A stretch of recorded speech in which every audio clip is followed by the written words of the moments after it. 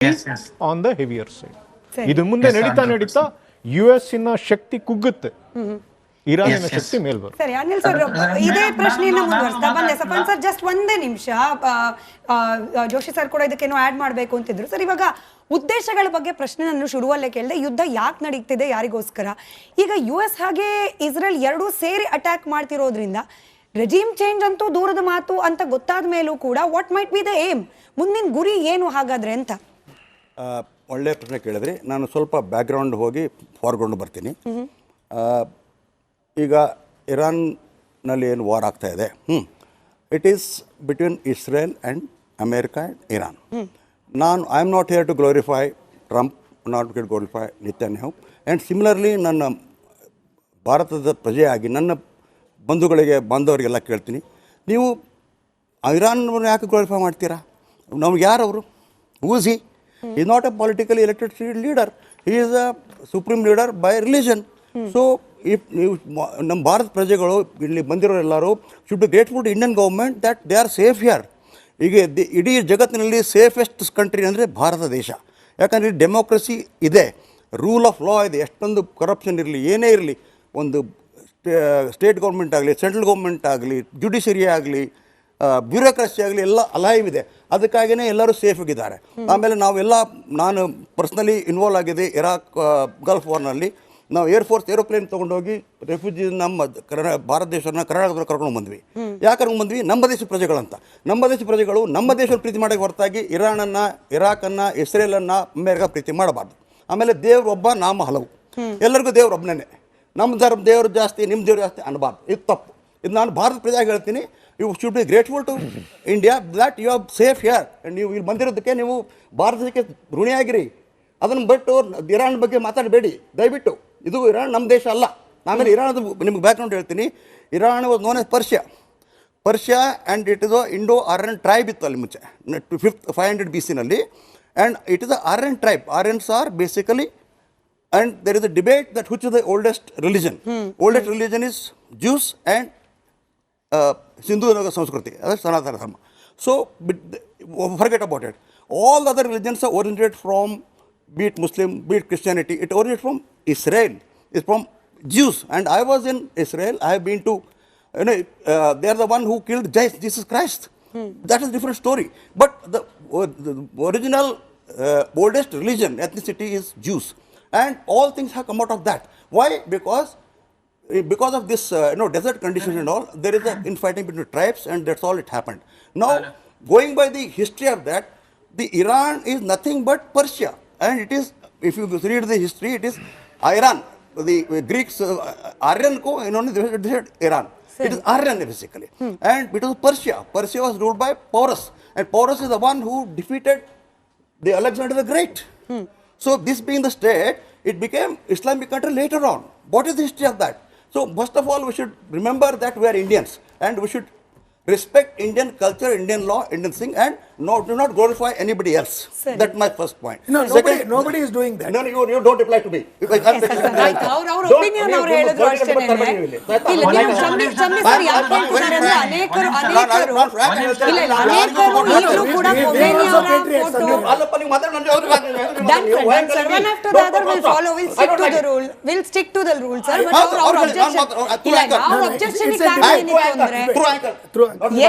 Yes sir, ನಾನೇ ಹೇಳ್ತಾ ಇದ್ದೀನಿ. ಅಬ್ಜೆಕ್ಷನ್ ಯಾಕಿತ್ತು ಅಂದ್ರೆ ಅನೇಕರು ಭಾರತದಲ್ಲಿ ಕೊಮೇನಿ ಅವರ ಫೋಟೋ ಇಟ್ಕೊಂಡು ಕಣ್ಣೀರ್ ಹಾಕಿದ್ದಾರೆ. ಅನೇಕರು ಪೊಲಿಟಿಕಲ್ ಪಾರ್ಟೀಸ್ ಕೂಡ ಇರಾನ್ ಪರವಾಗಿ ಮಾತನಾಡಬೇಕು ಅನ್ನೋ ಒಪಿನಿಯನ್ ಬಂದಾಗ ಪ್ರಾಬಬ್ಲಿ ಹೇಳ್ತಿದ್ದಾರೆ.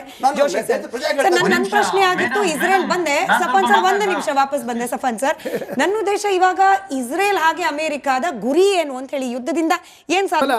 ವಿರೋಧ ಪಕ್ಷಗಳು ತಮ್ಮದೇ ಆದಂಥ ಒಂದು ಮೋದಿಯವರ ವಿರುದ್ಧನ ಅಥವಾ ಬೇರೆ ಯಾವುದೇ ರೀತಿಯನ್ನಲ್ಲ ಅದು ಮಾಡೋಕೆ ಹೋಗ್ತಾರೆ. ಅದೂ ಭಾಳ ಒಂಥರ ಇಮ್ಮೆಚೂರ್ ಆಗಿ ಕಾಣುತ್ತೆ ನನ್ನ ಪ್ರಕಾರ. 50 to 60% of oil we get it from that region only. ಬೇರೆ ರೂಟ್ ಎಲ್ಲೇ ಇರ್ಬೋದು. ಈಗ ನಮಗೆ ಆಯಿಲ್ ಮೇಲೆ ಡಿಪೆಂಡ್ ಆಗಿರ್ತಕ್ಕಂಥದ್ದು ಆಲ್ಟರ್ನೇಟಿವ್ ಇಲ್ಲದೆ ಇರೋದ್ರಿಂದ we have to have some piece in that region it self, West Asia ಅಥವಾ ಮಿಡ್ಲ್ ಈಸ್ಟ್, GCC ಕಂಟ್ರೀಸ್.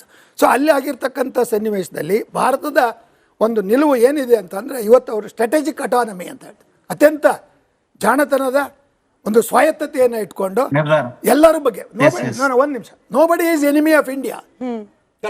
ಆ ಒಂದು ದೃಷ್ಟಿಯಲ್ಲಿ ಭಾರತದ ವಿದೇಶಾಂಗ ನೀತಿ ಇವತ್ತಿಗೂ ಸಹ ಸದೃಢವಾಗಿದೆ. ಆದ್ರೆ ಎಲ್ಲಿ ನಾವು ಸ್ವಲ್ಪ ಎಡಿಬಿದ್ದೀವಿ ಅಂದ್ರೆ, ಇದು ಇರಾನ್ ಪರ ಅಲ್ಲ, ಅಮೆರಿಕ ಪರ, ಅಮೆರಿಕಾದ ಮೇಲೆ ಅವಲಂಬಿತವಾಗಿರ್ತಕ್ಕಂಥ ಒಂದು ಸನ್ನಿವೇಶ ಇತ್ತೀಚಿನ ದಿನಗಳಲ್ಲಿ ಭಾರತಕ್ಕೆ ಕಾಣ್ತಾ ಇದೆ. There was no need for that. ಅವ್ರು ಹೇಳಿದ ಹಾಗೆ America is an undependable friend. Henry Kissinger ಒಂದು ಮಾತಾಡ್ತಾರೆ, anybody is a friend of America, you should know that some day it is going to be fatal for that country. ಅಂದ್ರೆ ಏನಾಯ್ತು, ಯಾರು ಅತಿಯಾಗಿ ಅಮೆರಿಕಾದ ಮೇಲೆ ಅವಲಂಬಿತರಾಗಿರ್ತಾರೋ ಅವರಿಗೆ ಅದು ಮಾರಕವಾಗ್ತದೆ ಅಂತಕ್ಕಂಥದ್ದನ್ನ ಅತ್ಯಂತ greatest diplomat of the earth ಯಾರು ಹೆನ್ರಿ ಕಿಸಿಂಜರ್ ಹೇಳಿದ್ದಾರೆ. ಸೊ ಆ ಪಾಠ ಬಹುಶಃ ನಾವು ಇವಾಗ ಕಲ್ತಿಲ್ಲ. ಹಿಂಗ್ ಬಂದ ತಕ್ಷಣ ಒಂದು ಅನುಮಾನ ಏನ್ ಬಂದ್ಬಿಡುತ್ತೆ, ನಿಮ್ಗೆ ಪ್ರಶ್ನೆ ಸರ್.